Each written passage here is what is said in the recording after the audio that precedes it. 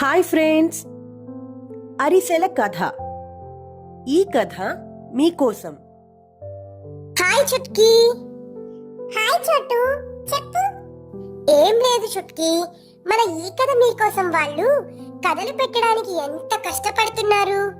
కథలు చెప్తున్నారు, ఎడిటింగ్ చేస్తున్నారు, మంచి మంచి కంటెంట్ ఇస్తున్నారు, ఇంకా మోటివేషనల్ కోట్స్ కూడా పెడుతున్నారు. అవును చోటు, మరి సబ్స్క్రైబర్స్ ఎందుకు చుట్కీ ఇంత తక్కువ ఉన్నారు వీళ్ళకి? ఫ్రెండ్స్, మరి మీరు కూడా వీళ్ళకి సపోర్ట్ చేయండి. లైక్ చేయండి, షేర్ చేయండి, కామెంట్ చేయండి, సబ్స్క్రైబ్ చేయండి, మర్చిపోకుండా బెల్లును కూడా క్లిక్ చేయండి. సరేనా చుట్కీ, ఇక మనం వెళ్దామా? రామాపురం అనే ఊళ్ళో పుల్లమ్మ పుల్లయ్య అనే ఇద్దరు పేద బ్రాహ్మణ దంపతులు ఉండేవాళ్ళు. ఆ రోజు ఒక పండుగ రోజు. ఊళ్ళో వాళ్ళంతా మంచి మంచి వంటకాలు చేసుకొని తింటున్నారు.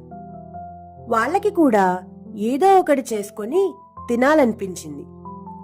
అయితే ఇంట్లో ఏం సామాన్లు ఉన్నాయో ఏవి లేవో తెలియదు. ఇంకా తెమ్మంటే తెచ్చేందుకు తన దగ్గర డబ్బు కూడా లేదు. అందుకని అనుమానంగానే, ఇదిగో అమ్మి, నేను వ్యాపారానికి వెళ్తున్నాను, పండగ కదా, నేను తిరిగి వచ్చేలోగా తినేందుకు ఏ అరిసెలో చేసి పెట్టు అని చెప్పి పుల్లమ్మ నోరు తెరిచేలోగా బయటికి వెళ్ళిపోయాడు పుల్లయ్య. అరిసెలు తినాలనిపిస్తున్నట్లుంది పాపం అని పుల్లమ్మ డబ్బాలో వెతికింది. ఓ 10-12 అరిసెలకు సరిపడా సామాన్లు మాత్రం ఉన్నాయి ఇంట్లో. ఊరికే ఇంతంత ఖర్చు పెట్టుకోకూడదు, ఒక 4 అరిసెలు మాత్రం చేస్తాను, చెరి 2 వస్తాయి చాలు అని కొంచెం బియ్యపిండి మాత్రం తీసుకుని దానిలోకి కొంచెం బెల్లం పాకం వేసి కలిపింది పుల్లమ్మ.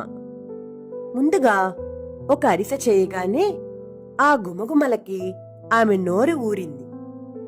ఎట్లా ఉందో ఏమో, చూడకపోతే మిగతా అరిసెలు పాడవుతాయి అంటూ ఆ అరిసెలు తినేసింది ఆమె. చూస్తే అందులో బెల్లం ఎక్కువైంది. అయ్యో, తీపి ఎక్కువైతే బాగుండదు అంటూ ఇంకొంత బియ్యపిండి తెచ్చి కలిపి మరొక అరిసె చేసింది. ఆ అరిసె తిని చూస్తే తెలిసింది తీపి తక్కువ ఉంది.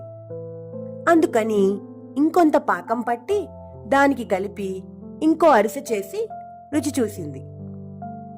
ఈసారి చేసిన అరిసె చాలా తియ్యగా అయింది. మళ్లీ పిండి పోసింది. ఈసారి మళ్లీ పాకం తక్కువైందని పాకం, తీపి ఎక్కువైందని పిండి. ప్రతిసారి ఒక అరిసె చేస్తూ దాని రుచి చూస్తుంటే పిండి మొత్తం దగ్గర పడింది. అంతా బాగుంది అనుకునేసరికి చివరికి కొంచెమే పిండి మిగిలింది. ఆ పిండితోటి 2 అరిసెలు తయారయ్యాయి. కొద్దిసేపటికి పుల్లయ్య వచ్చాడు. వాసన గుమగుమలాడుతున్నది. ఏం చేశావే అని అడిగాడు సంతోషంగా నవ్వుకుంటూ. అరిసెలు చేశానండి, మీరు అరిసెలేగా చేయమన్నది, అవంటే నాకు కూడా ఇష్టమాయే అన్నది పుల్లమ్మ. తొందరగా తీసుకురావే, నోరు ఊరుతున్నది, కడుపులో ఆకలి దంచేస్తోంది అన్నాడు పుల్లయ్య కంచం ముందు కూర్చుంటూ. సరేనండి అని తను చేసిన ఆ 2 అరిసెల్ని పట్టుకొచ్చేందుకు లోపలికి వెళ్లిన పుల్లమ్మ అక్కడి అరిసెల్ని చూస్తూ ఆగలేకపోయింది. సగం నా వాటా కదా అంటూ తన వాటా క్రింద వచ్చే ఒక అరిసెను దారిలోనే తినేసింది.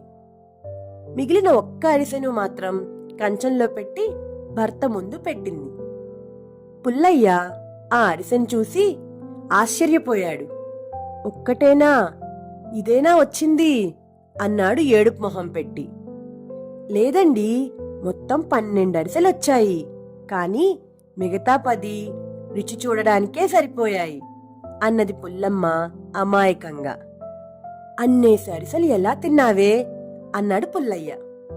అది ఎలా తిన్నానంటే ఇలా అని ఆ ఒక్క అరిసెను కూడా తీసుకుని తినేసింది పుల్లమ్మ. ఈ కథ మీకోసంలో ఈ కథ మీకు నచ్చిందా పిల్లలు? నచ్చినట్టయితే లైక్ చేయండి, షేర్ చేయండి, కామెంట్ చేయండి, ఇంకా సబ్స్క్రైబ్ కూడా చేసుకోండి. గంట కొట్టని వాళ్ళు కూడా గంట